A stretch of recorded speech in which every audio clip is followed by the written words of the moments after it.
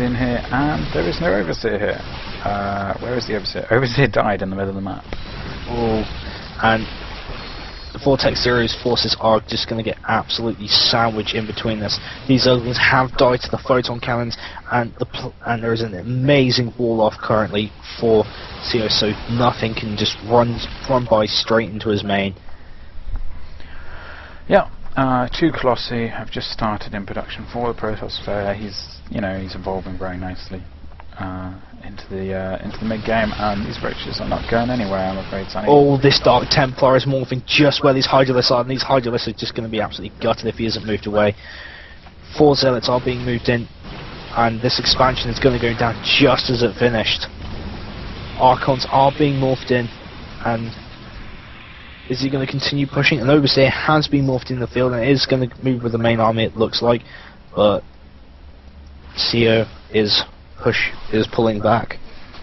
Yep, 165 supply to 116. Ooh, interesting force fields. Force fields capturing 2 of the roaches. But it's just a foregone conclusion at this point, I would say. Probes work account are heavily in the Protoss Slayer favor, and he is also a base up with superior tech as these 2 Colossi walk out into the middle of the map. And I like the Archons. It just proves that DTs are really something Zerg should be worrying about, because the transition into Archon is so much better now. Anyway, here comes the another attack on the third, this time with Overseer. Looks like this third is in danger of going down. CO does pull all his probes, but it looks like his probes are going to be funneled in. CO's forces are moving in, it looks like he's going to sandwich. Oh, 1 Colossi gets sniped down. His forces not being able to tank these force fields, nicely cutting out these roaches. Battalion claws have been done, but there isn't observer, so Battalion Aura is completely useless, and Vortex Zero is just pulling back. Yep, nice little snipe for the Colossi, but he's still like 40 supply, and he sniped the third as well, but because he has the third on the far left, but he's not really mining from it yet. So it just seems to me that a bit of trouble. I mean, the harassment style is nice, you just can't lose too much to it. These roaches could be caught out of position, delayed force fields, and feel like they're a bit wasted, preventing his own forces from actually getting there. And the other Colossus is sniped by these roaches, but at this point it won't make a huge amount of difference. There is no Overseer, so these Dark Templars will be able to do a significant amount of damage. These Archons also being able to tank mount, and Vortex Zero is just giving COs the runarounds, but there are more Zealots being morphed in, but these roaches are just decimating them. And Vortex is just going loop the loop. Yep, I think we'll bring around the roses going on right now. Just killing Nexus, but not really doing too much economic damage. And he's actually we do see CO pushing on this third, and the third is absolutely going to go. Zerg seems to be spending too much time microing and not just time macroing. As you can see, he's on 1800 minerals and 600 gas. He really needs to start spending that, and he's supply blocked again. But this is probably why he's not too fussed about taking a third. He's actually got a bunch of roaches at the bottom here. Interesting enough, he seems to have forgotten about them. And Protoss is just like, fuck this. As soon as you say that, he selects the roaches. Protoss is pushing ahead. These spine cores are decimated. These roaches are trying to offer a little bit of resistance, but they're absolutely melting to these Archons and these Colossi. But the roaches have burrowed, and they're going to try and take out this Colossi, but the Colossi move away. He may lose one if he's not careful, but the force fields are doing excellent placement, and the Zealots and Dark Templars are cleaning up. These tunneling claws are proving fairly effective. 1 Colossi goes down. He may be able to take a second, but the damage has already been inflicted. Zealots are straight into the middle and completely gutting it. Another Colossus goes down, but all the roaches have gone. There are only Zerglings out on the field. Force fields preventing any reinforcements, and I don't see how he can recover from this. GG! Again, and unit of the match was that Archon there with 24 kills. But yeah, you know, we do joke about people doing things straight after the match, and I will check the VOD afterwards, but obviously, like, if we do find someone stream cheating, then their team will be removed from the tournament, so I don't encourage it. Anyway, not to take anything away from the victory of the Protoss, he played very solidly, repelled the attack, and congrats to him. So that's Sheffield going up 2-1.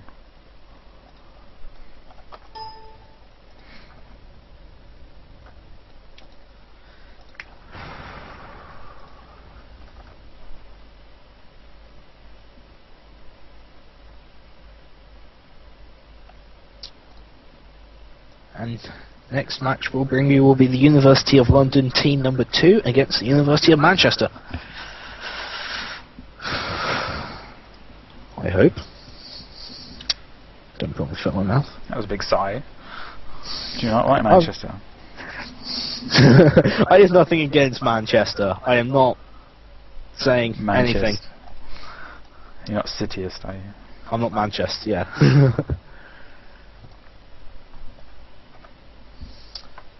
It doesn't look like it, Red Bazooka Joe, because the University of London 2 versus Manchester is going to be the last one.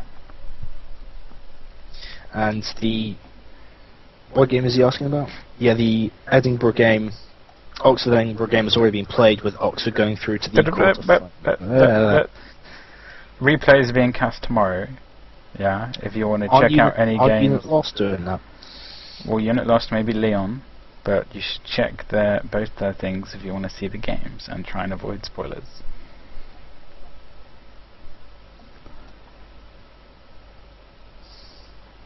Joe goes up. Thanks, Joe. Thanks, dude. Dude, can you just take this knife out of my back? It seems to have just been stuck there. it's just hanging out there. Oh, hang out. But in this team league, we have seen that the Zerg are being outplayed and outmatched by the Protoss, which is rather strange. I mean, well, he did the the 2 base. What you do in the 2 base, you build like 7 or 8 roaches and fully reinforced with lings. It was very popular in Korea for a while. It slowly came over to here. Yeah. After you saw a lot. I mean, Idra does it a lot. But you've got to be careful with it. You know, you can't be too careless with it. And he did do it, but the Protoss was very solid. Obviously, when you play Protoss on the ladder and you do the Sentry expand, one of the first reactions do is to just all in you back. And so if you just practice the 3-gate expand, you'll get a lot of practice against the serious pressure Zerg can do on you. It's not something you have to get like a custom game for. Yeah. Anyway. GSTL, GSL, Turner, sorry. Yep, that means it has the rocks near the 3rd. Indeed.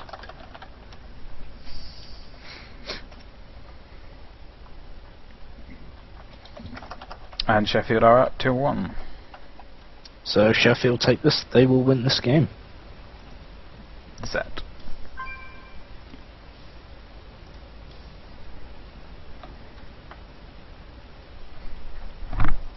Haven't seen this map yet, have we? No, we haven't. It's always an interesting map for Protoss. You can just get to 3 base really quickly and then just max out and then move in with Colossi, Void Rays and lots of units. Anyway,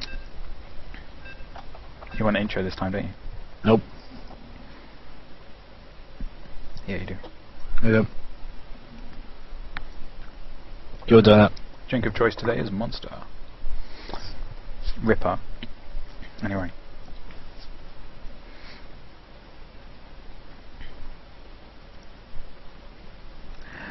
Hello ladies and gentlemen, welcome to the UK University Team League Day 4 and the overlay works. Today we have Sergeant Codfish representing Leicester at the bottom.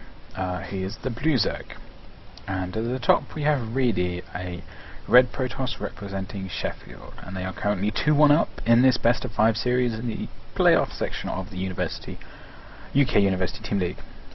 Did you manage to catch their leagues? No, I didn't. Okay, well, this is sponsored by CynicalBrit.com, which is where you can go to find out everything about the Cynical Brit, who is Total Biscuit. He has kindly sponsored £500 for this prize pool, and we are very grateful to him for that. Anyway, we are on Terminus Re, which is a massive map with an easily accessible 3rd. So, I'll be honest when I say I'm quite surprised this pylon is at the top of the ramp. Yes, I mean, he does have plenty of space to move down, but move down into his 3rds or start trying to do a partial funnel at the choke to his natural. But again, he's probably just playing it safe. But the rush distance of this map is so huge, we can expect to see a nice long macro game with the Zerg taking the 3 bases rather rapidly, I would expect. And this the Zerg is Liquid Hay Pro, who last I saw him on this map against STAs in NASL a couple of weeks ago, he 6-pulled and it really did not go well at all. Despite you can't 6-pull with a map this big. You can, because Protoss 15 Nexus. But you got to be smart about it, and he wasn't smart about it, and it didn't work. Anyway, you know Zergs. They lose the first game, and then they 6-pull, and they're like, oh well, that didn't work. Anyway, I've never 6-pulled. Well, I'm referring to a certain Zerg name beginning with I, ending in A. You can fill the rest out. Yes. Anyway, yes. at the bottom we have the spawning pool going down. No gas yet. We see very minimal heavy queen base play, Spanish style. We're not quite sure. Just making drones, making overlords. Really wish he'd make an overlord actually, because he's supply blocked. But real key is going to be on the Protoss here, as he takes his second gas before Zealot. Now, it might be he's doing something very gas heavy, but he might have just seen the drone and really not want it stolen, so that's why he got the gas. He doesn't necessarily have to use it yet. And there's the Zealot coming out as per usual. And no gas yet from the Zerg. And finally there's the Overlord, thank God for that. And we're still alive, thank God for that, End of the world was not today. No, Jesus is laddering on StarCraft 2 as Zelnaga. You'll see it in a little while. Also, if there's any like Americans here, I believe the BlizzCon tickets went on sale today, so you might want to check that out if you did not already know and you live near Anaheim, which is where it normally is. Anyway, go check this it out. Troy in Rady's main is refusing to die, and it's still getting plenty of scouting information. We do see a second gateway is halfway done for Rady, or Rady, however you want to pronounce it, so we can expect him to go 3-gate into Expo. Massive supply block for a Protoss player. He'd been supply blocked for about 10 seconds before he actually noticed and just put the pylon down, so now he's starting to float the money. And it also means the Stalkers cannot get out to actually kill this drone. So the drone's going to see 2 gates going up, which is kind of interesting. 2 gates, really heavy gas, and the first units of Stalker. I think we're going to see DTs. Or Blink, because he's building 2. I would, on a map like this, I would say, well, there's a 3rd gate now, so we can see expansion, but in the long run, I would expect to see Blink Stalkers. I mean, there are plenty of ledges, plenty of cliffs for escape routes, and to jump down. Again, DTs have been successful. I mean, we've seen them twice before and work twice before, so who knows? Still not killing the drone. There we go. Here's the Stalker killing drone down. The drone has seen 2 Stalkers, and that's a pretty big tell. It means there's no sentries, so it's not going to be a sentry expand. He's putting down the evolution chamber. He's probably going to put down just 1 spore at his natural, but here's the question: is it going to be a DT shrine, or is it going to be Blink Stalkers? He's flowing so much gas right now. Look at that, 400 gas. Either way, it's got to be a Twilight Council. Oh, he's building a sentry. This is probably just the weirdest sentry expand I've ever seen, and I've been over-analysing it for nothing.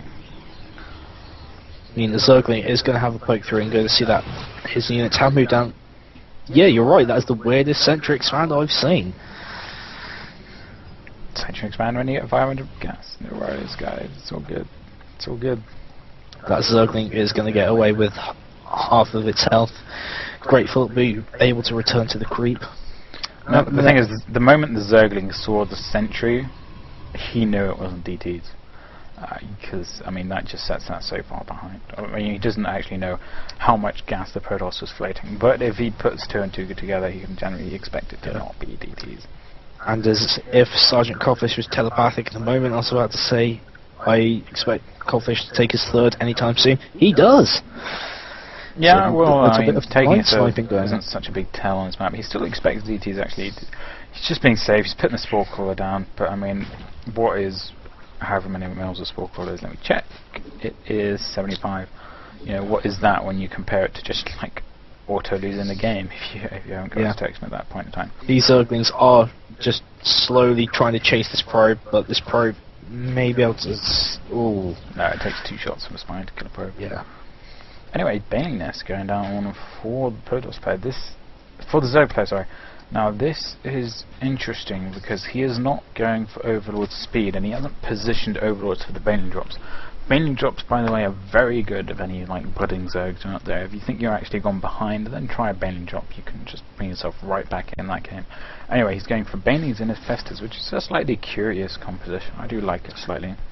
I mean, while most people disregard Bailings in a ZVP matchup because, you know, because of the shields and the Bailings don't do that much damage, when you have Colossus in the mix and the ball isn't that tightly packed, the Bailings can find their way into the middle and do tremendous amounts of damage to the Colossus and the gateway units. Yeah, but they're still not that efficient against that. I mean, generally, like, if you're going to put them in Overlords, you're aiming for the sentries. You want to take out the force fields, and then after that you can reinforce with roaches, blah blah blah. But the most effective thing I've seen them used for recently is the trend and approach to do Bailing drops. It's been very effective. And we do see an Overseer is scouting through the base of Ready, and it may die if these Stalkers have anything to say about it. Drops a Changeling, and I don't think he notices that. Oh, yes, he does.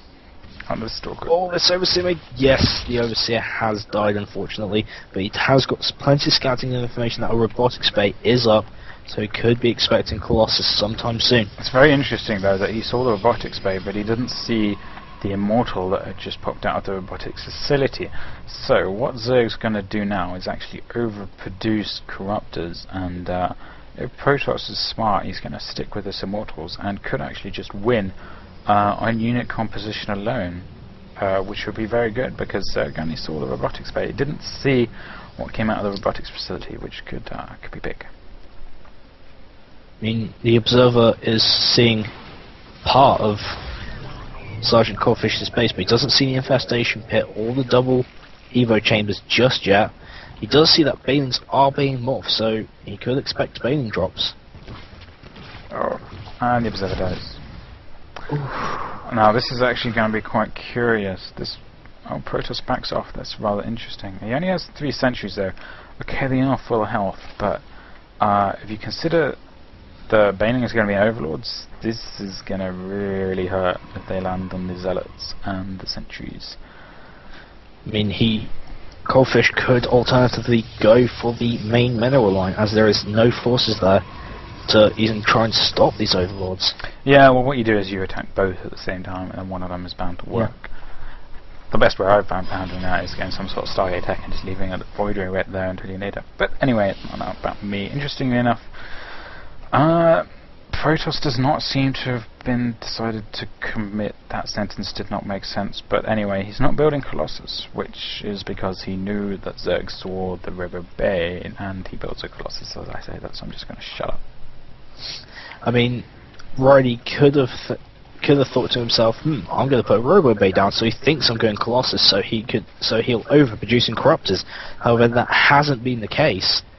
Yep. However, here we go. This is going to be Infestor's fungal growthing a big ball, and then the Bailing is going to be dropped on it, and it's going to be interesting to see how this works.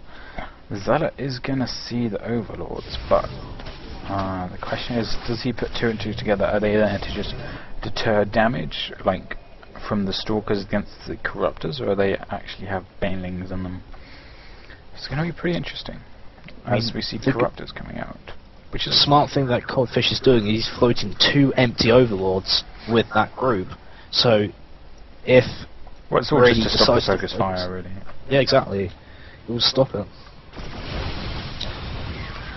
And we do see 2 Zerglings have shoved their way into that unit composition, so he is aware of what there is. He knows there are Colossus, he knows there are Stalkers and Zealots and Sentries, but only 1 Immortal, and he does decide that he is going to go for the push. Yeah, and he does have Stalkers up on the high ground here. He does expect some sort of Bailing play, I'd imagine. It's interesting that he's kind of gone back into Colossus now, like after a waiting line. Look at Zerg's minerals actually, he's actually voting a lot. Rather surprising as we see it all go into production. More Infestors, more Zerglings. He made a Corruptor as well, not really sure why, but this is going to be an interesting attack. I think if the Bailings land true, Zerg is going to be in a really strong position because these Stalkers are up at the top here. He's not going to be able to focus by the Overlords down too well, and here we go. The Fungals are going to mean everything. These Infestors are put out in front, and Fungal Growth does go down on the majority of the units. These Overlords are not floating into position just yet. Looks like he just wants to poke around, try and do as much early damage as possible. But he does lose 1 Infestor. He may lose a second if he's not careful. The second has been sniped. Looks like Coldfish has lost a fair amount in this. Oh, and he loses those 2 infestors. But these Stalkers have shut down this Overlord drop. These infestors are going to try and do more fungal growth, locking down these units, but he may lose another if he's not careful. Oh, and this Colossus is starting to range. 2 go down almost immediately. These Zerglings are now going to start swarming in. These Banelings are going to be dropped in like he wanted over the units. He's microed the Banelings actually. He's not dropping the Banelings. Come on, dude, drop the Banelings. Here we go, they're dropping. Oh, big micro there by the Zerg player, and he does manage to take both Colossus, but that could have done so much better. He did take down a fair amount of Zealots and Sentries and both Colossi, but he didn't inflict as much damage as he wanted to, and really could do the counter push here if he wants to, but no, looks like he's not. I mean, these infestors that are in the middle of the map, they have enough for 2 fungal, well, some of them have enough for 2, or will do have enough for 2 soon, and Zerg is quite happy to just sit back and tech to Ultralisks while he's only on 104 supply. But he's like, we also see a Greater Spire is now being morphed. Good fungal growth, locking down these Stalkers, but it looks like he loses another infestor. He needs to be really careful with these. 3rd goes down, 4th goes down. He has been really careless with these infestors. But again, he has a huge amount of money, huge amount of gas, so he can afford to waste them and resupply. And it looks like Brady is going to go on the counter push, taking down that Corruptor. the actual problem I can see with this is, I mean, okay, he's not causing too much health damage to the Stalkers, and their shields are about to be fully regenerated, but all his supply at the moment, all his army supply is Zerglings. And against tech, they really don't stand up well.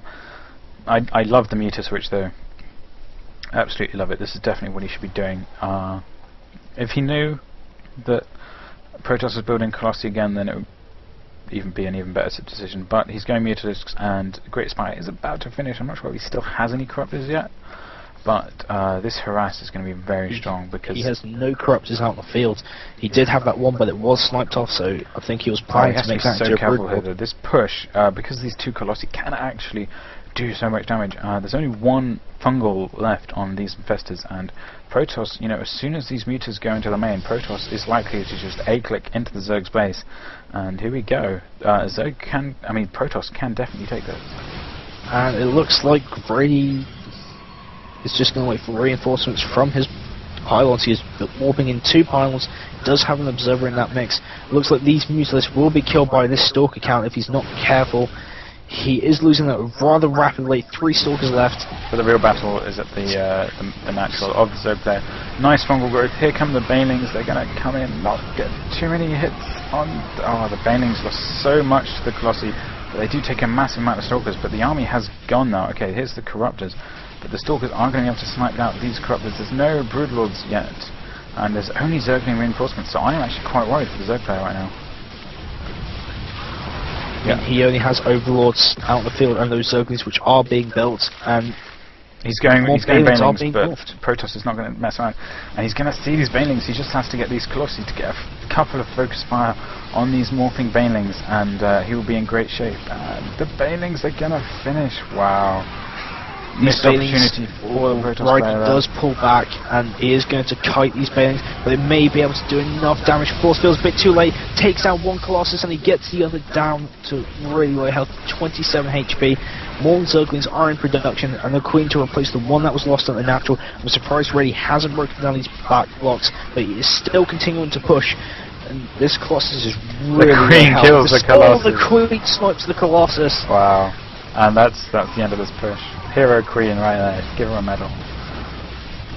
And Zerglings are going to come in, and finally they are going to wrap this up, because they are 2-2, which is pretty interesting actually, considering the Protoss is only 1-1. But this is the problem for Zerg now. Protoss is taking his 4th, because, well, actually he's just not got that many. Well, they're even on harvesters, ignore me. But kind of oddly, after that exchange, they are even on supply, but I'd say Protoss is ahead on tech. Zerg really needs to utilise his Great Spire.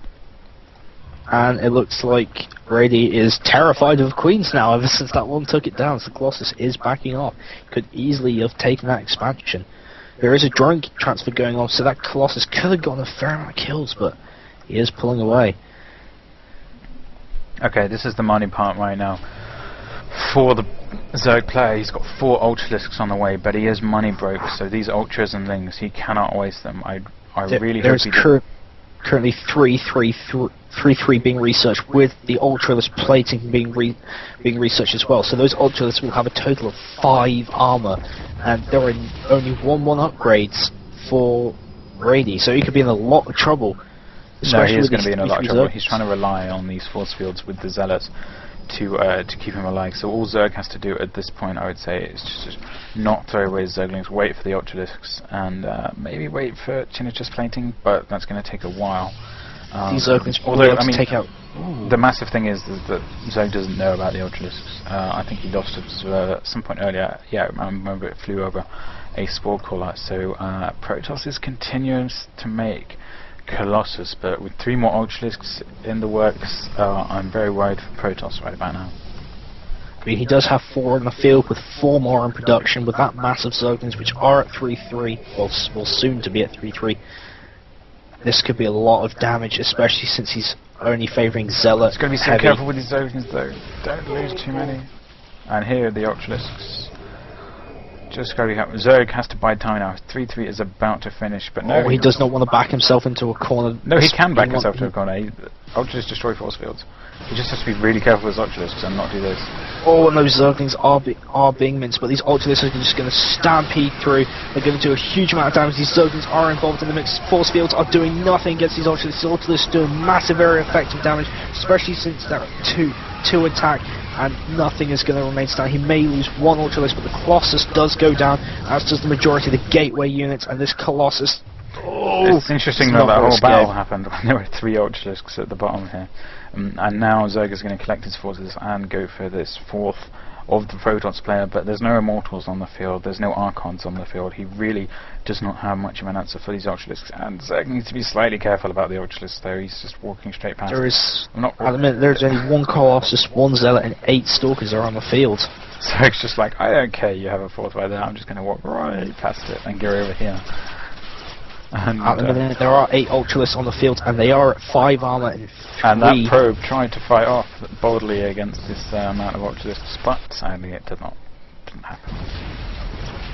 He's the true hero of this story, though. He didn't run away like the Colossus earlier. And Protoss is continuing to make Colossus. I think this is ultimately going to be his downfall. He's coming back to try and these Ultralisks are just doing huge area effect damage, just swiping away the cannons. But he needs to be really careful with his Colossus. He needs to move up into the high ground before these Ultralisks take it out. And this is just going to be absolutely devastating. He's focused and the Colossus goes down, but another one is on the high ground. He's going to start kiting these Ultralisks. He needs to focus on the ones which are really healthy to focus this, but this natural is being destroyed. And at the minute, Brady has nothing on the field. Yeah. There's barely anything. Yeah, it was a good tech switch by the Zerg player. I do like the tech switch in the fact that, you know, he had the greatest bioarc, he could have gone Broodlords, but he decided not to. He went for Ultralisk, which I do like, because Protoss did have a fair amount of Stalkers on the field, and it definitely worked in his favour, because Ultralists have now broken into the main. More Warpins are trying to halt this advance. The Stalkers are just sitting back, shooting at the Ultralisk, trying to take down the recoils. He has taken down 2 so far, but with these 3 attack, it's just cutting through everything. Yeah, there is no fighting forces on the field for Rady at all. His unit producing facilities are being completely gutted. Yeah, he's going for the Dark Shrine there, which is kind of interesting. He just feel like he has a last-ditch effort in this, but GG! Mancester even at the series 2-all. Congrats to Sergeant Codfish. Because it was actually pretty close at one point, and then the Queen killed the Colossus. So, there's a lesson for all you Protoss players. Queens kill Colossi. If the Colossi are on 12 health. Yeah. Most valuable unit of that game.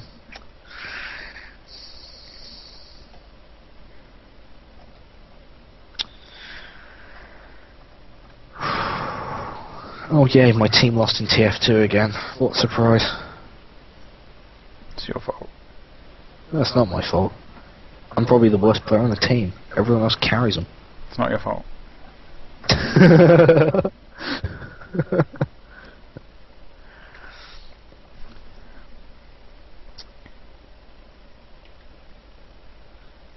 me just take a quick look at the brackets. I think the next match will be my last one, I'm afraid. So you'll have to solo cast the London versus Manchester one by yourself. Mhm. I apologise. It's okay.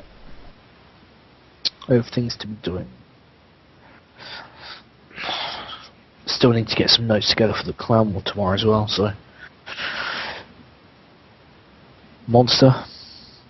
Nice. Relentless for me.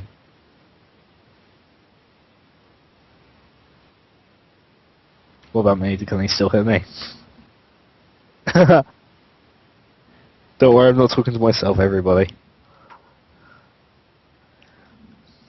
He is actually talking to himself. No, he's not. Let's have a quick look at their race. Come on. Come on. Come on. Come on. God, why is Battle.net so slow?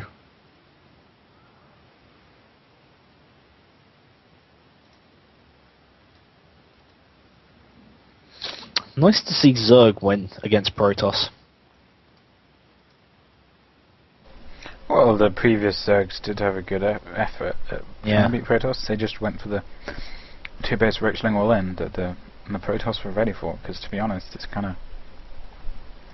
Yeah, it's been popular. It's what Zergs do lately, especially in Korea now. Yeah, I mean, I think that was used in the GSTL finals, I believe. Really? I think it was. He so. tried it. I can't remember. I'm probably thinking about a different different tournament.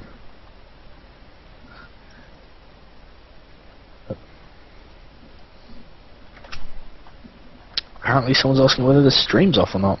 The stream is on. It's just got a thing on there to stop you reading my email and all the personal stuff I do while we're in between games. Yes. Because my name isn't Liquid Tyler. Oh! I'm sorry, that had to be done though, didn't it? Poor guy. Yeah. Did you hear what thoughts happened are with him. Did you hear what happened to White Ra? What, when he got hacked? Yeah. I was really... Why... Okay, I can understand certain pro players being hacked, but White Ra? What? He's I the guess there are just a lot of guy. hackers in Eastern Europe. I don't think they deliberately targeted him. Yeah. There was about a 30-page thread on it.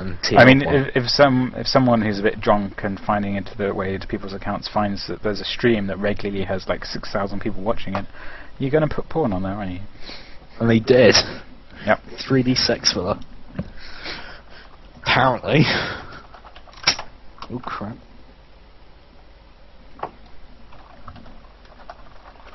I can put some music on because I'm looking forward to tomorrow.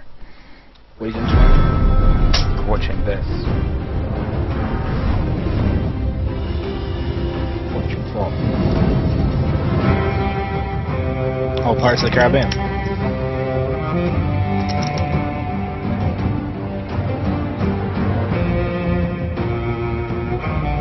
I can't hear your music.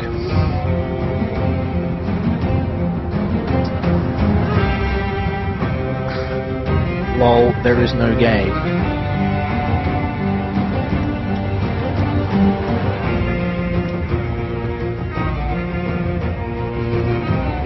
Do you have a game yet?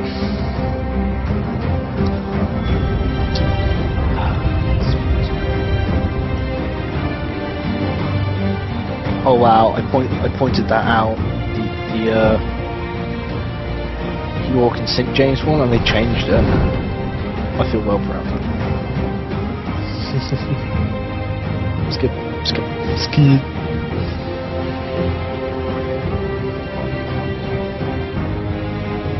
God, Zeke Trout's dead tomorrow. My girlfriend's raging at me for ignoring her.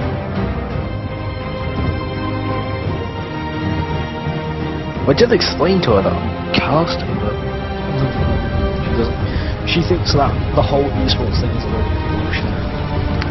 Well, she's a girl. I have yet to teach her the correct ways. It's generally what they do. I wish my girlfriend was more like in controls. You mean like winner of Miss America? Yeah. But completely understanding about the whole esports stuff. But no. You mean it's a sport? Yeah. Of course it's a Yeah. Don't troll me. Yeah. Yeah. Alright, we're going to go straight into University of London 2. Are we? Yeah. How come? Because there's issues with the other game. Okay. Well, I'll do this one game, and then I have to depart you.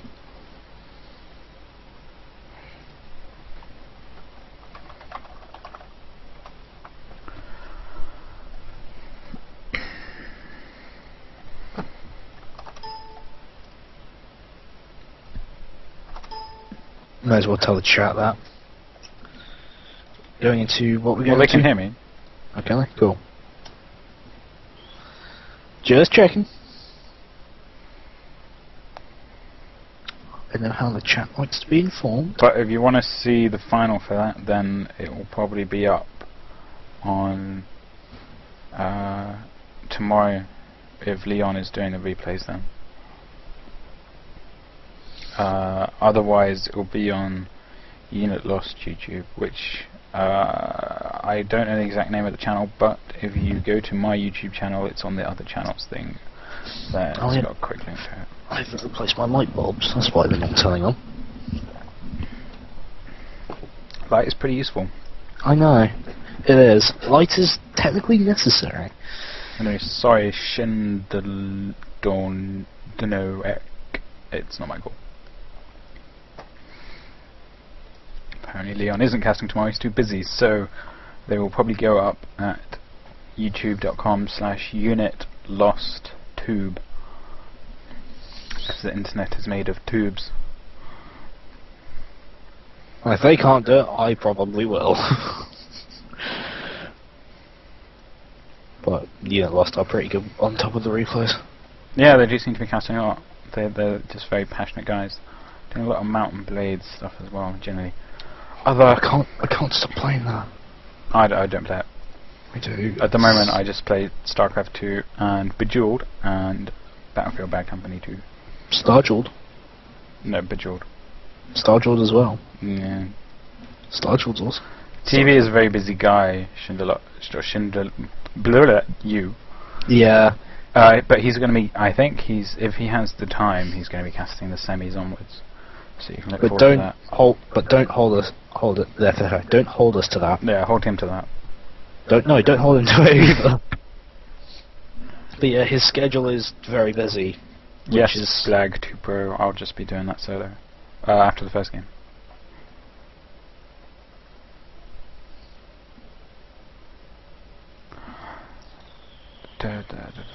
TB is a very busy guy. He has to spend all his time replying to people that don't like him. And he also has to spend all his time blocking the trolls. What? He actively teaches the trolls, I'm sorry. Yeah. Well, I do find it irritating how people, because he does sometimes he does a daily ladder stream. And some people are like, oh, it's too late, or, oh, you don't give us a schedule, or, oh, you're not scheduled. Well, there is no schedule. He does it when he can. Alright, chill out. I don't understand why people get so... Chill out. Oh, not... Oh, chill out. Yeah. TSL finals. Alright, join on me. Well, hey. Okay.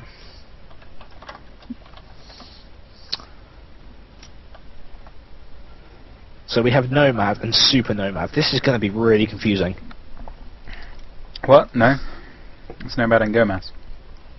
Yeah, but Nomad, and previously there was Super Nomad. See, the problem is there is not enough spots for me to suggest. Okay, rejoin me in a sec. Okay. How do I kick you? Like that? Yep. Rejoin? No. Okay, now.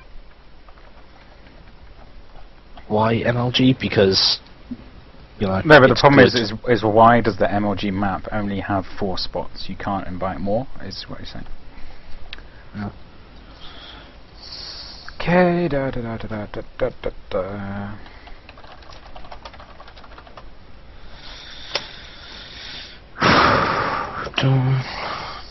Oh, so we're playing Granary and Badlands next week. FML.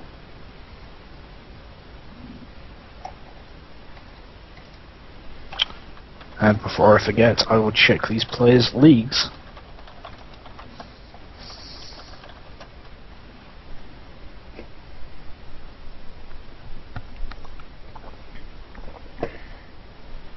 Lovely.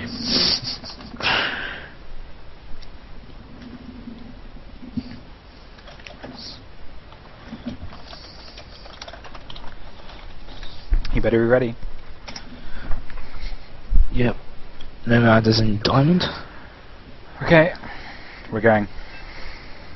Come on, Batman, do this in 10 seconds or less. Come on. Good luck with that. So good, you wouldn't even want that.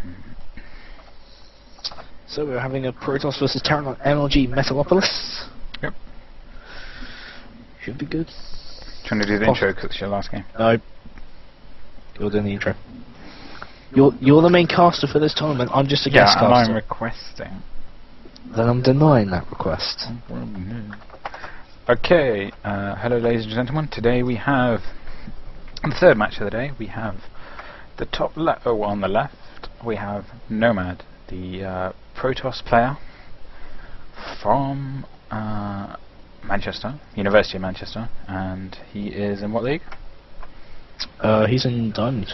And on the right hand side, well, at the bottom, we have Adwo, who is the Blue Terran player from University of London.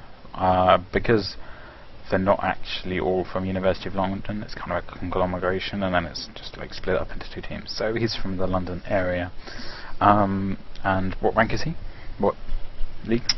I didn't manage to see his. God, what do I pay you for? You don't pay me. Okay, anyway, do you want to talk while I readjust the overlay? We do see that Adwo is creating a supply depot at the top of this ramp, so we could expect to see some type of wall, and so he could be doing that to hide some sort of tech, so possibly fast cloak Banshee, or just hold out, but generally walling off against... Okay, I'll take that back, he's not walling off, he's just placing it there. But putting supply depots out in front is generally not a good idea, as they can be sniped off by Protoss, and there's a risk of you getting supply blocked for that. Yep, pretty standard stuff though, not too much to see. He's getting the gas, normally not doing anything too... I mean, even if you are going for fast expand, you still get the gas on that timing. Yeah. It's not anything too weird, unless you found cannon rushing or something, which is a perfectly viable strategy, as we saw... I remember seeing Muslim do it to... not Muslim... Soccer do it to Goody in a really big tournament. He just like proxy 2-gated and didn't give a shit and still won. Anyway... it was in his base as well, it was really in your face. Oh. Anyway, we do see Barracks has completed and he is pumping out 1 Marine, and he is getting another supply depot, so it looks like he is considering a wall off. This is a bit of a strange way to go about it, but... No, this is pretty standard. You get the 2 supply depots and then you put the bunker in the middle, and it stops you just like getting a bunch of stalkers and just walking past the bunker. So it works out quite well. And the probe gets away with 4 health.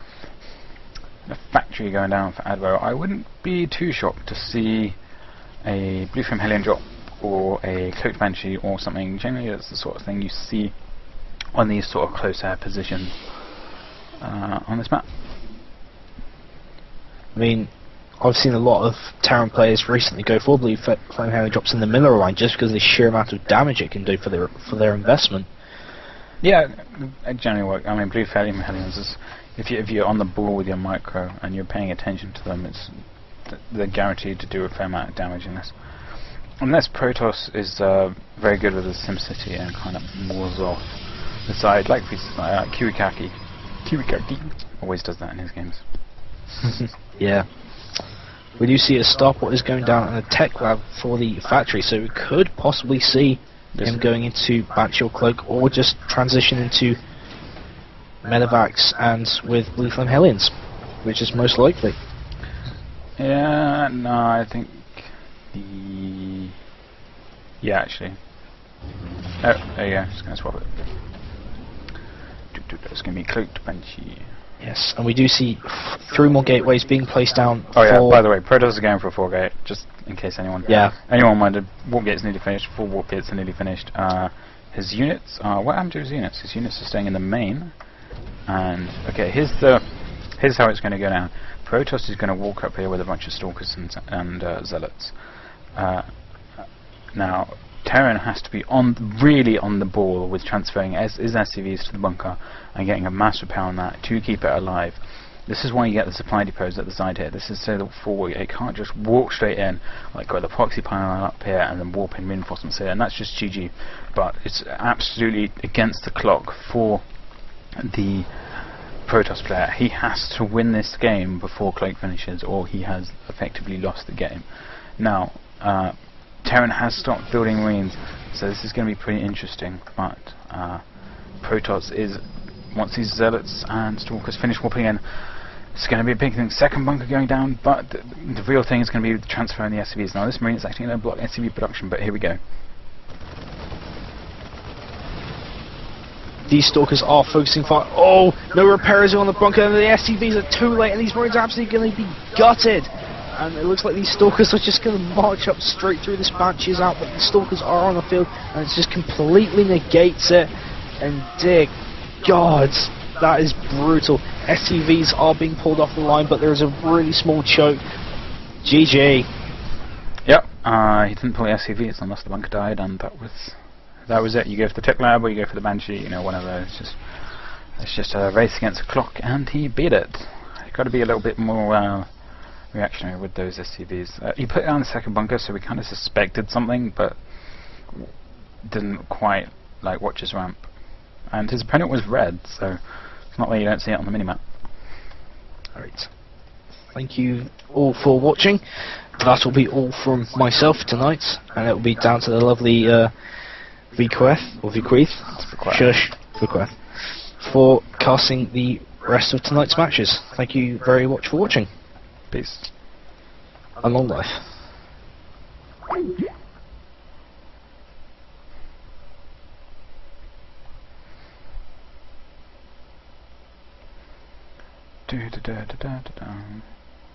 Right, you get music now in the middle. I'm on a TLO playlist at the moment, so you're stuck with Battlestar Galactica.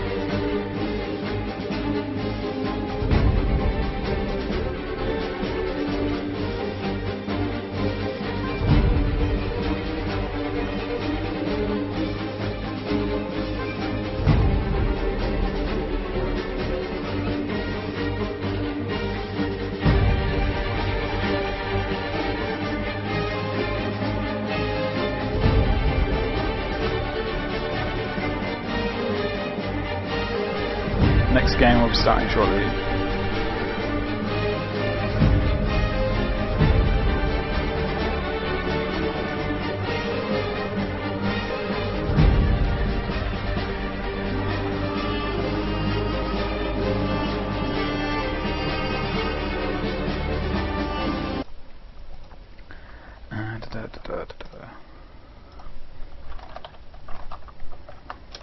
If the overlay is wrong in this game, I'm just gonna...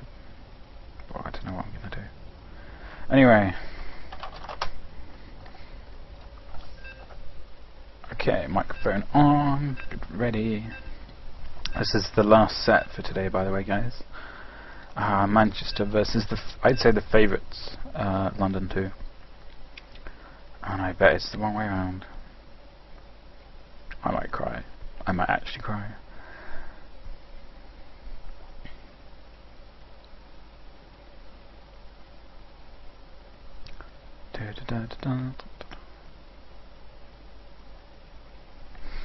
Okay, so hello ladies and gentlemen, this is the very interesting start. This is the UK University Team League Day 4. We have at the bottom right Wobbo representing the University of London Team 2, and at the top left we have Matt Black representing the University of Manchester. And the overlay is the wrong way around, so I'm just going to turn the overlay off at this point because it's doing more harm than good. In the YouTube comments I'll put the respective teams and stuff so you know, but just know for now that red is Manchester and blue is London. Just think of them as the football teams. Red can be Manchester United and blue can be Chelsea because they're in London. Anyway, back to the game, and we have the Protoss player doing a proxy gateway, which is rather interesting. And now he's going to check where the Terran is. He sees where the Terran is, and the Terran is going cross position first. So the Terran is going to find out in a small while what is up. This gateway is a long way away, to be honest. It's going to be a little interesting. Terran might suspect something, but the problem is as soon as he's delaying the barracks. That's very good. SCV goes back on the barracks, but okay, the Terran is going to come into the Protoss' base. No, it's a proxy. Now, how is he going to react to this? It should be a bunker going down fairly soon. Okay, no, he didn't. Okay, now he realizes that he hasn't actually seen anything. So now he knows, and he is going to build. Drumroll. Nothing. Come on, dude. Okay, first Zealot is out, and Terran is building a build-up bunker. There we go. Where's the bunker? Oh no, the bunker is on the ramp, and this Zealot is actually going to be able to. This SCV is on low health, and the SCV is going to die. He needed the bunker at the middle line. Second SCV going to try, and he's not putting anything. The bunker will serve to delay, but he needs a full bunker for this not to do tremendous damage. He stopped building Marines. Why has he stopped building Marines? Oh, Terran is falling apart right here. Matt Black is in a load of trouble. Now he's trying to kill a Zealot with SCVs. Nice micro by the Zealot, going behind the middle line, and second SCV to kill the bunker. Oh, it's so much trouble for Matt Black. This Zealot though should actually be attacking the SCV, but a little bit of miss micro bug Robbo at the top here. The Zealot still isn't doing anything. There we go, he finally figures that out. And another SCV going down. This means in trouble, and actually Terran is just in trouble. He's only SCVs now. I really would have liked to see the bunker at the middle line, or just somewhere near it.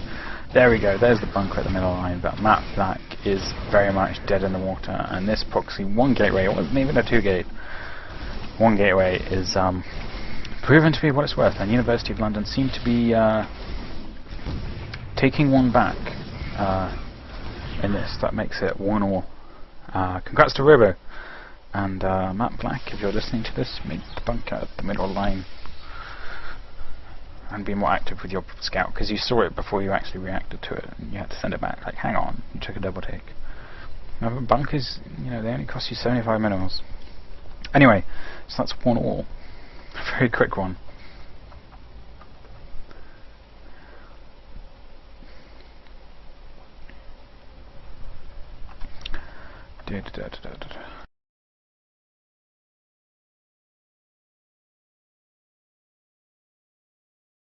A bit cheesy for Master League. Have you played in Master League, dude? It's very cheesy. If you're playing Protoss versus Zerg on Taudo Melter, I'd say like 66%, they're gonna early pull you. It's just the metagame.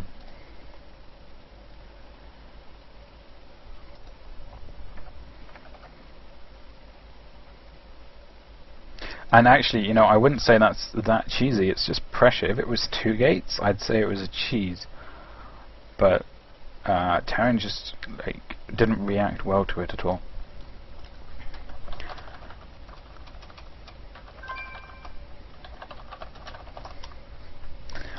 And today we have Lao in your presence. No, Gomas hasn't played yet, Razor.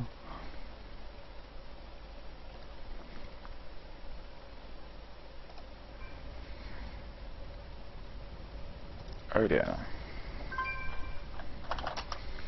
Okay, so for the record, well, I'm going to say this when the game starts because the VODs will cut in when the game starts, so that's why I'm quiet beforehand, because that's when it starts recording. All the VODs, by the way, you'll be able to find on my channel at youtube.com/Vequeth.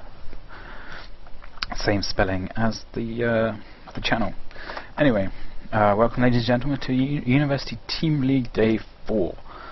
We have today Junop on the right hand side representing the University of Manchester, who are currently 1-1 in this best of 5 against the University of London Team 2, represented currently by Lau, a Grandmasters Terran player whose team are drawing, and he's the blue Terran. For the record, the overlay has decided to be annoying, so it's not working in these games. But if you just remember that Manchester are red and London are blue, then you'll be fine. Anyway, so this is probably going to be fairly one-sided, I would say, just based off the fact that Lau is Grandmasters. He's one of the only 3, I think it's 3 Grandmasters in the league, maybe 2. Lau and Bling in particular. I don't know if Game Masters, I think it might just be Masters. We'll find out. Anyway, and Junop is Platinum, so it's a rather big difference there. But I never begrudge a low-level guy for partaking in tournaments. It's all good experience, and everyone of every rank and level has anxiety on playing in tournaments, I'd say. You know, more so than what people call ladder anxiety. But this time, you know, you're putting yourself out there, you're being streamed, and all respect to you for that. Lots of people choose not to because they think they suck, and they probably do suck, but at least they're willing to admit it and they want to get better. So I will not begrudge. Interesting that enough Lau scouted close position. Maybe he didn't get the memo that this is in fact MLG Shattered Temple, because that means that you cannot spawn close by ground positions. So fairly standard by both players so far. If you've ever seen Lau play TVP, you'd know to expect like a double starport play. Generally, is what he does in this matchup. Maybe he's moved away from it slightly recently, but maybe not. Maybe today, maybe not. We'll see. It's cross position, so we might not see it. If we were closed by air, then I'd definitely expect it, because he, you know, it's obviously practices it a lot, but we'll have to see. And it's a reactor going down for the barracks. That means there's going to be no more to play. It's just going to be marine heavy, which frees up a lot of gas for tech. Also, this means it's generally not going to be a fast expand, because then you just build the racks, maybe 2, and then put down your command center and maybe a bunker unit. Thanks, Lau. Lau proving me wrong. Okay, he's going for the reactor barracks and expand. The question is, what is he going to do with all the gas? Should be interesting. Anyway, from the process play, we have 2 gas, so it's not going to be a 1 gas 4 gate that we saw in the last game. Just putting down a second gateway. Bunker going down for Lau, so I think it's just going to stay inside command center just for the mules. and be able to do a lot on one base. But I mean, we haven't seen the factory down yet, so he just has a lot of gas, you know. And it is a factory. Putting money in a factory. Is it going to be a factory? It's a factory. Oh yeah, I win the bet against myself. Anyway, 3 gateways going down for the Protoss player. Maybe he's slightly worried. Should be interesting. It could be a 3-gate expand. That's like the safest possible expand you can go. You just have to be very careful not to forget the observer, because like a cloaked Banshee rush can just end your days, really. And Lau's SCV here actually tells him quite a lot. He knows that there is no expansion anywhere near, really, because before you expand, obviously you check with the units to make sure he doesn't see it, because it's the last thing you want, really. Second bunker going down for Lau. It's because he hasn't seen the expansion, so he knows that Protoss is still one base. And actually, wow, if you look at supply differences, it's very, very big. 43 for Janop and 32 for Lau. This is rather interesting. And wow, he's really scared of the 4-gate. But he shouldn't be, because here we go. This is the Nexus going down. He's probably going to pull these SCVs back. He was preparing for a Void Ray all in, which is very good. He should. What did the SCV? Did the SCV die? I think it did. Anyway, he's pulling the SCVs back. He knows there's not too much to worry about. I don't know if you've played on ladder recently, but apparently all the Protosses seem to be doing the 3 warp gate, proxy Stargate all in, which is kind of interesting. I'm slightly worried by the supplies right now. We've got 39 for Lau and 51 for Janop, so he's definitely climbing ahead. Okay, it's only gateway units. It's very sentry heavy. And this robo facility, it should get an observer out for Janop. Anyway, it's going to be dual Stargate pay. Now this means it's going to be a lot of Banshees and Cloak, which is where these sentries are not going to work so well. I mean, you generally want 2 Stalkers against a Banshee, but you generally don't want sentries, because I mean they're so weak against Banshees, and now he's going 2 Starfall Banshees, but obviously he doesn't know this, so it's well interesting. And now going for the expand, so harassment into expand, but he's going to have to do some damage with this harassment, because these Banshees have set him back a long way. Anyway, 1 observer is coming up. The real question is he going to be chronoing out a 2nd observer? Because I mean, Lau has this build timed out. He's going to have Cloak by the time his Banshee gets there. But Janop has been very good. I mean, I have to say I'm actually impressed by Janop as a Platinum player. His pylon placement has been very good, and he does see the Banshee coming in, turns the observer around. This Banshee's going to get a couple of kills on the probes. He doesn't take all of them, which is a bit of a mistake, but some of them are in gas, like when you select them. And here comes the units to drive the Banshee away, but where's the 2nd Banshee? What happened to oh, he's just left it in the main. It's pretty interesting. So lost mining time for Janop.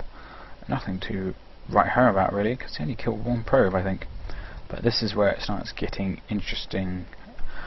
Protoss has not decided to make a 2nd observer, so we're going to have these dual-pronged attacks here, which can do a lot of damage, I'd say. It's interesting that he's going for the same area. I'd really like to see 2 Banshees at the bottom and 1 at the top. Anyway, he's just forcing the army over here and supply blocking while sending a 2nd Banshee in here. And believe me, ladies and gentlemen, he plans on doing this all day long. And the pylon placement is working against the Protoss player. What happened to the observer? The observer's following these 2 Banshees, whilst this one is doing an absolute number on the probes, and some very strong harass by the Terran player. And because of the supply block, obviously he can't build an observer, but he does have a 2nd observer. He built one while I was not looking, and these 2 Banshees doing an absolute number. Do you know what? It's just falling apart right here. He just cannot be dealing, and believe me, this is so annoying, because look, he's going to come down here and the Banshees is just going to fly up here and continually harass the probe line. Now being a very mean person with these Banshees, absolutely having free reign explode this stuff while killing pylons. It's been a while since Janop has built a pylon. He's trying to chrono out probes, but he hasn't noticed. He's very, very in the red with these pylons. He does have a forge though, but anyway, very strong harassment over. Let's have a look. It's 28 probes versus 47 STVs, and you can see why the dual starport build is so strong. It's just the harassment potentials, which is why if you're a Protoss player and you kind of not too sure about what the Terran is doing, I would suggest once you send your first observer into the enemy base and like your rover bay isn't up yet, I'd suggest making a second observer just to hang at home. It would really keep you in the game in situations like this. And here come 5 Banshees now into the natural line, and here comes Janop's forces, but where is the observer? Oh, there's the observer. And the cannons will help to deter it, but here we go. We have a nuke and ghosts. Lau definitely planning on having fun on this one. I think he probably checked his opponent's league to see that he was playing them and knew he could kind of have a little fun in this team league. So we have nukes and ghosts and cloak going on. Interesting decision for the cloak because he's just forced Protoss to make a bunch of observers. So he's not going to have a problem against cloaked ghosts, but we shall have to see what happens with the nukes. Going back to the harvesters, it's 37 versus 52. Janop did chrono out some probes, but he's still very much behind in the economy, especially since Lau is taking the gold, and is generally 20 supply ahead. A little push out from the Protoss here. Oh, he's actually going to be able to catch these Banshees, and this was a big mistake by Lau. He needs to be so careful with these Banshees. A couple on red health. Flying too close to the wire, and still some stalkers in here, and these Banshees are in a lot of trouble. Wow, one pylon charging everything. That would have been a true Artosis pylon if it had died, and all the Banshees go down. So a small victory for the Protoss player, but he's still faced with the problem of this planetary fortress at the gold, because you really can't break that with the composition he has at the moment, which is mostly sentries. But actually, I guess, you know, if he has a lot of force fields, he can just force field the SCVs away and focus down the planetary, but you take a lot of damage while doing it. And oh, there's the nuke. There's the nuke. Defensive nuke. Oh no. Don't do it. Don't. Oh no. Oh, thank God. He saw the red dot. He saw the red dot. All is well. It's another nuke is building, but he has another one. Oh, is he gonna? No. And the ghost is dead. Long live the ghost. Gotta love defensive nukes. It's like, you want to attack me? No, no chance. Anyway, tech pattern for Protoss is shifting towards Colossi. Robo Bay is going down, which kind of works. You know, ghosts have a lot of EMP, obviously, so they kind of nullify your sentries. But when it comes to hard-hitting units like Colossi, they really aren't a very good answer to it. I think Janop is going to come down here and take his rocks, go for a third, because he recognises there isn't too much he can do. I mean, he could have done a bit. The problem is he knows that's a fourth for Lau. So, yeah, he knows how far behind he is, and wow, look at these command centers from Lau. He's just going really mule heavy. Who needs SCVs when you can just make mules?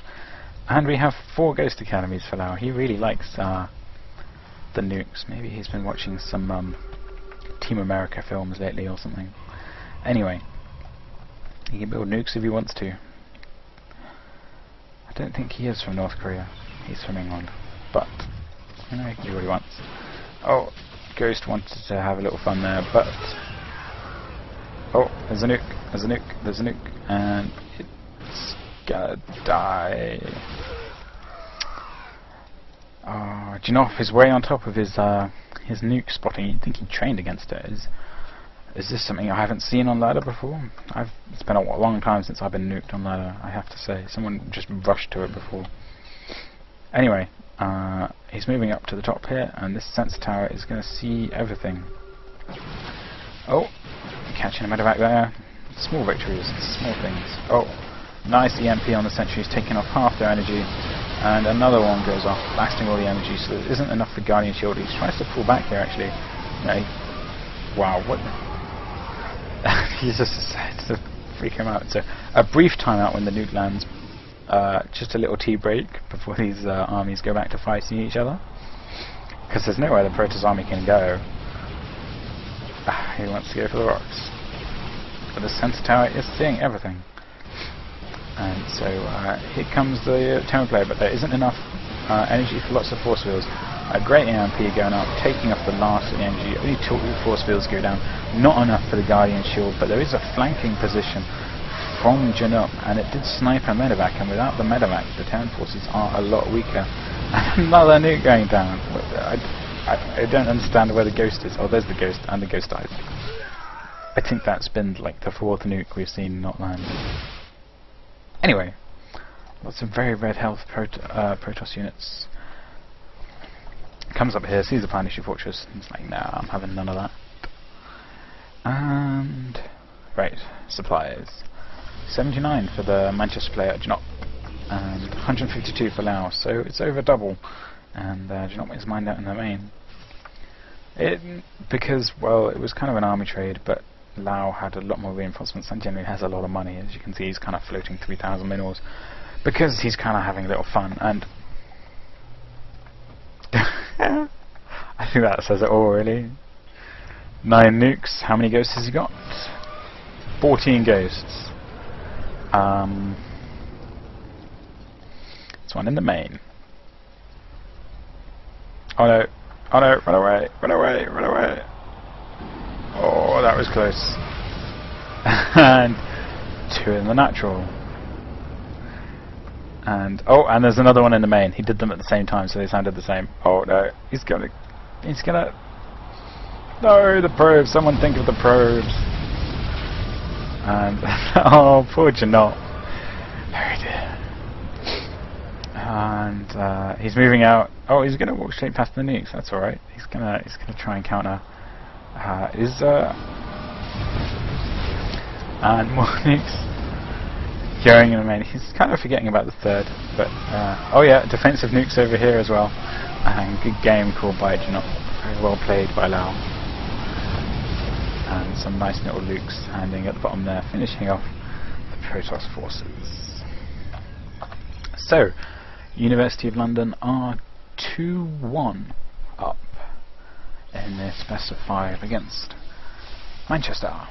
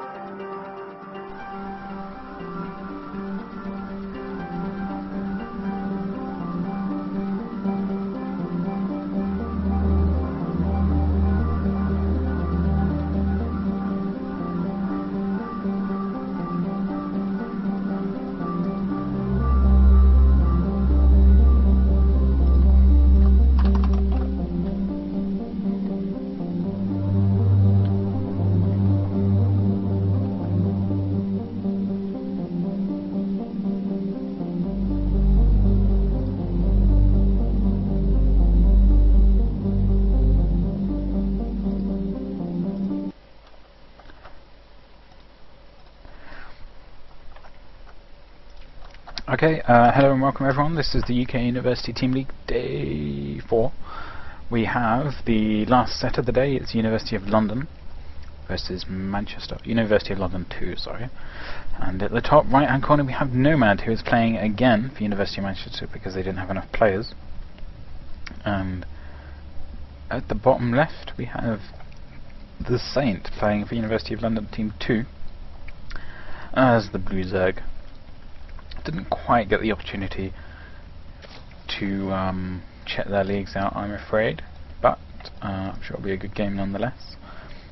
The blue team, University of London 2, is one game away from clinching this out. So will they be able to do that, or will Manchester be able to force it to an ace match? We shall have to see. For the record, all games in this series, Manchester are red and London are blue. So, just to ease your minds there. And pretty soon we'll start to see the build orders divulge into various areas. Zerg's sending a drone now. No, it's just going to be a scout. He knows the probe is there. It's generally advised that you pile on scout on maps like this. So you can block the hatch. You know, you don't want the Zerg to be able to do 15 hatch, but they're quite comfortable just pulling, and this is a gasless pull actually, so we could see Spanish War kind of build here. And did you know his drone beats a probe 1-on-1? How ridiculous is that? So it is an SCV. And there's the pylon, pretty standard pylon, but Zerg was expecting this. This is where the pull is down, this is why he makes 4 Zerglings and just builds the hatchery and continues on like normal. It's no new thing blocking the hatchery. Used to have a lot smaller maps where it was a lot easier to block the hatchery. You could block the hatchery on a gateway scout on maps like Steps of War. And yep. Oh, hello. Oh no, here we go. I thought he took 2 gas in his name for a second there, but no, he is just taking Protos's gas, and this is a surefire way. Any Zergs watching, if you particularly lose a lot to one base Stargate all-ins or one base DT rushes, then just steal his gas, you know. Protoss needs a lot of gas for their shit, and I'm not going to comment on it, because if I say any opinion on stealing gas or not, then people who are watching who might play me later might just do it or not do it to me, depending on what I say. So I'm not going to put my own opinion on that one. Anyway, second unit for the Protoss is a Stalker, while he is chronoing out the warp gate. So at first glance, this looks to be a 4-gate. Nomad was the guy in game 1, wasn't he? Against the Terran, and he 4-gated the Terran. So we could see another 4-gate. Be pretty interesting if we do. I don't like the 1-gas 4-gate as much as the 2-gas 4-gate. Because you get this 4-gate that's this one, which is Zealots and Stalkers, which is fine. You get a lot of Zealots and a lot of Stalkers, but I don't really think like the reinforcements of this. I don't really think it's that. I think it's too vulnerable, really.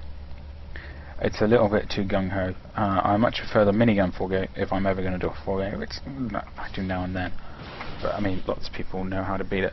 But well, I'd say lots of people know how to beat this one. You stop at 20 drones as soon as you see it, and you just pump out units, build spine crawlers, and once you've beaten the 4-gate, then you win. But I much prefer the minigun 4-gate, which is you get like 3 sentries, you make it look like a 3-gate expand, but then you push out with a bunch of sentries and only reinforce stalkers and constantly reinforce stalkers, and you just have to do light pressure, like sniping here, sniping there, and because of your force fields, you can. It's pretty unwinnable. Well, I wouldn't say unwinnable, but you have to be. If you execute it correctly, I'd say you have to be a Grandmaster Zerg to really hold it off. It can be an absolute nightmare. If you want to read more about what I'm talking about, just YouTube search for the minigun 4-gate against cats or something. It's rather ridiculous. Anyway, this is not. Is he expanding? Tell me he's not expanding. If he's expanding, this is the safest expand I have ever seen. This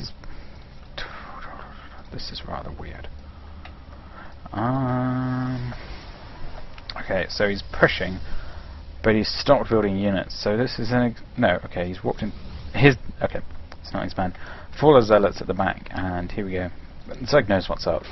Don't worry about that. He's not building any roaches, despite the fact having a roach around. They won't come here in time.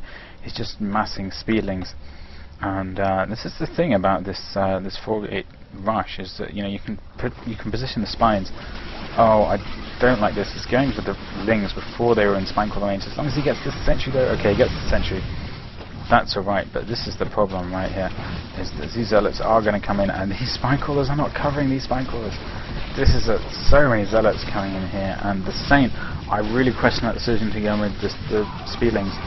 He's trying to kite though, he's trying to kite these zealots. The spine callers are doing what they can, and actually he's not doing too badly. Problem is here, the spine callers being focused. There's mostly Zerglings coming out, and actually Zerg looks in a rather good position. The Stalkers might look strong for now, but these speedlings are about to pop, and they will not be able to kite away. And despite the position of the spine crawlers, Zerg held it really well, and Protoss is in extremely dire straits right now. No pun intended. I'm sorry if you'd like to man, but that's just your opinion.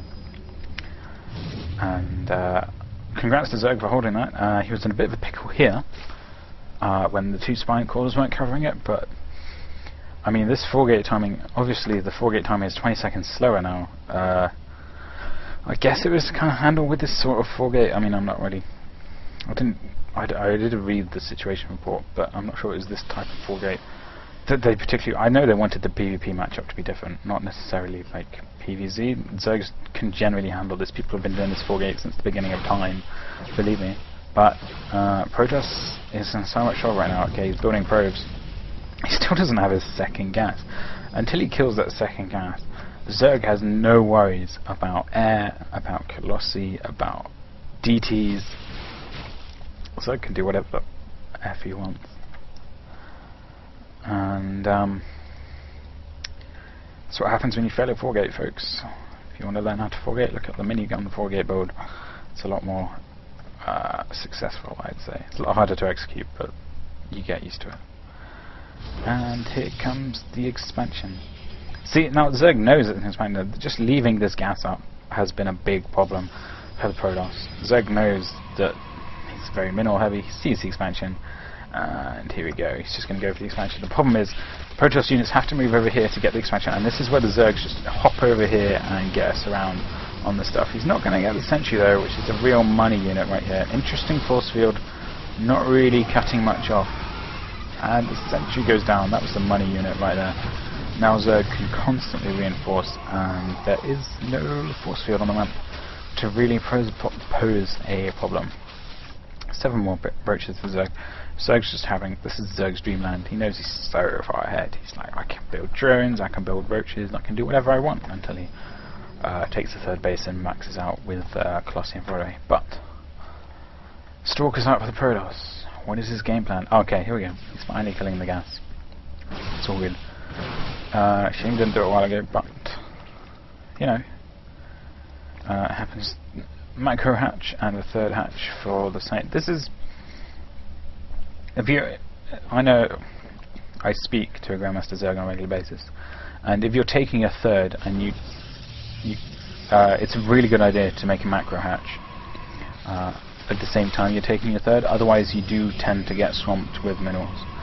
So I definitely recommend it. Get another queen for that, and I know, just try it out, see how it works. Especially because I know a lot of Zergs just end up floating a lot of minerals at various points in the time, especially when they get on many bases. Well, most players in most leagues, so on 2 bases that aren't masters, they do end up floating a lot of minerals, and you know, once you learn to keep that down, believe me, you will notice the difference. Anyway, back to the game at hand, and the Saint is just gonna, he's feeling extremely comfortable right now. He is going for pathogen glands, which is not ventral sacs. Here we go. Infestor energy, he's going for fungal, he's going for banelings, generally just very strong. The Zerg answer to armoured Protoss units, I'd say. You fungal them in place, and it's very much like ZVT, to be honest. You fungal them in place, and then you get the banelings in. except you can't really split Protoss units like you can Marines. And little probe transfer, finally taking second gas. Second gas getting down for Protoss at 14 minutes into the game. But the Zerg still looks in a very commanding position with this macro hatch and missile attacks level 1 for these roaches. He's in no hurry, to be honest. He is pretty supply blocked actually. There we go, 3 overlords in production. But it's nothing to write home about. He's still at 52, 95 supply to 52. And these Zerglings on the left hand side here, you should always do the Zergs. Interesting spine crawlers going down here. Spore crawlers, sorry, because if there was, I mean, he did lose his gas steal on the gas, so anyway, he's seen the Stargate now, so he's not going to be too worried about DTs, just about Phoenix Blade, but I mean, he's got the Queens enough for this. I guess it could be a problematical. I can't see this Phoenix. This Phoenix is mainly just for scouting, I'd say. Anyway, back to the point I was making. Zegs, if you like find that Protoss pushes against you are generally too, like, don't do enough, then this sort of stuff is really good. Just 2 banelings in here, and group up the probes. Oh no. Denied. Anyway, he used to have Zerglings here, and he went to kill the sorry, okay, Protoss players, if you're on this map, I would suggest putting 2 pylons there. You really cannot afford link counters into your natural while you're out walking about. Zerg players, I would really recommend leaving just like 8 Zerglings here, and then when you see him move out, especially on 2 base timings, just running them in there and leaving them there, because if he has to turn around, you buy so much time just for crap to build, and it generally just throws them off mentally, so something to bear in mind. Anyway, 2 more hatches have gone down for the Zerg player, so he is on a whopping 1, 2, 3, 4, 5, 6 hatcheries. And generally feeling quite comfortable. He has a lot of infestors. I'm trying to find them. He's got 3 here, and he has 2 more here, and he only has 5, so that counts for all of them. 55 drones to 36 probes. Baning speed nearly done. Zerg is just waiting for the Protoss to push out and take a third. At this point, well, kind of rocketing ahead in supply. He's getting the Spire. I would be surprised if that was for Mutalisks, considering there are Phoenix on the field. Because technically, with perfect micro, you can kill unlimited Mutas with 1 Phoenix. But obviously, we're not talking about OGSMC here. We're talking about Nomad, who was second to OGSMC, obviously. But the Spire finishes, what we're going to see. Is it Corruptors? Is it Mutas? There you go, 8 Corruptors. Can't hurt. I mean, overproducing Corruptors can kind of hurt, but you can always just throw them away afterwards. I mean, whatever it takes to just not die to like a mass Colossi ball pretty much helps. Would like to see Protoss transfer some more probes. This is very oversaturated, and surely running out of minerals. You even get messages saying you are running out of minerals in the Protoss voice. That was obviously not a Protoss voice. And his 3rd Phoenix is not attacking.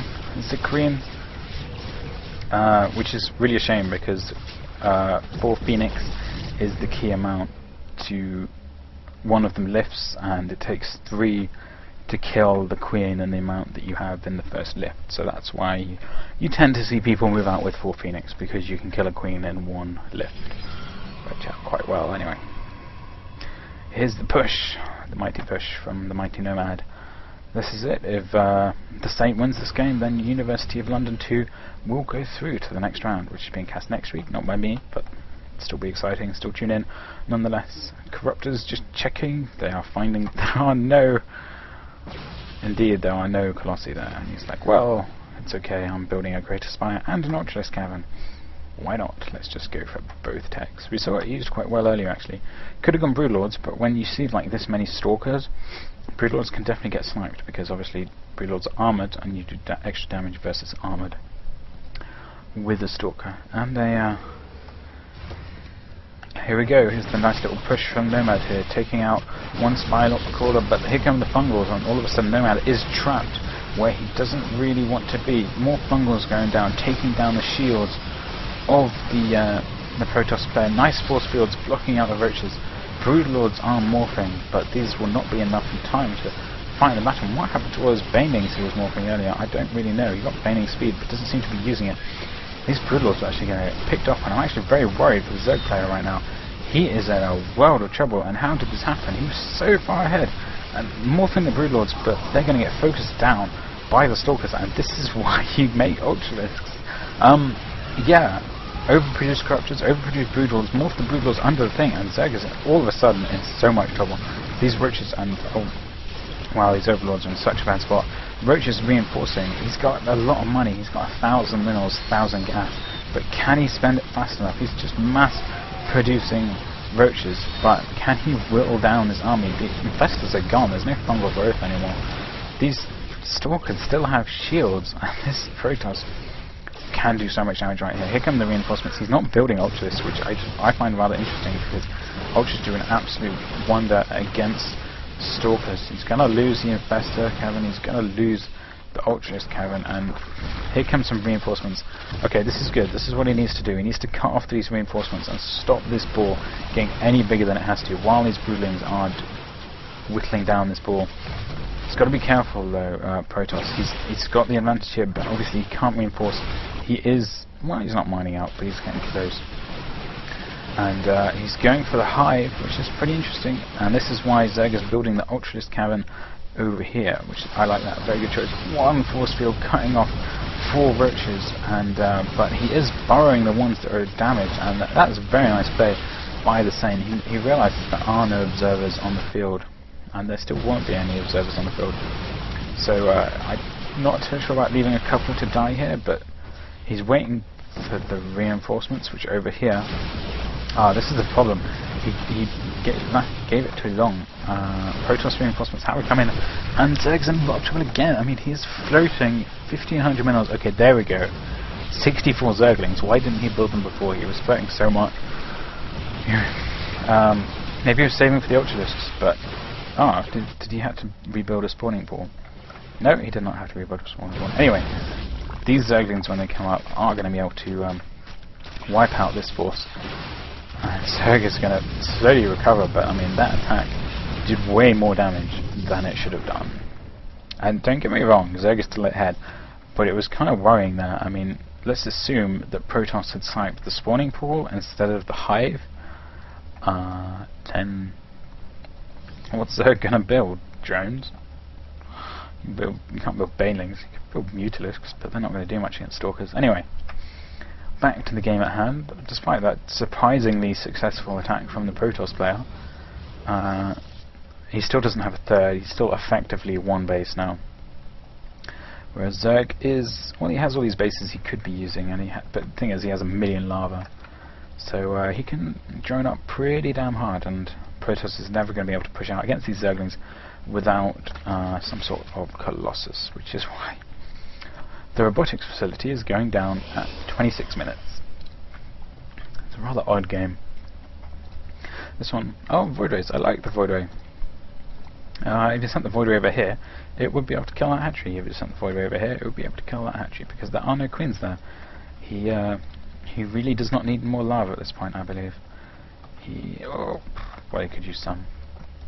He did lose a few queens, actually. And he's going Corruptor Infestor, so is he just going to morph the Corruptor straight into Broodlords, or is this Void Ray going to change the plans? Remember, Void Rays still do bonus to massive, and Broodlords are indeed massive.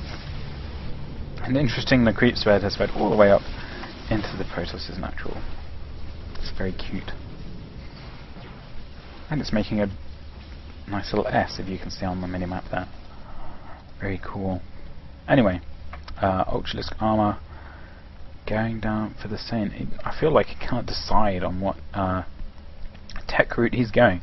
He's building 6 more Corruptors and Ultralisk upgrades. It doesn't seem to make sense, but he's floating so much money, he doesn't really care.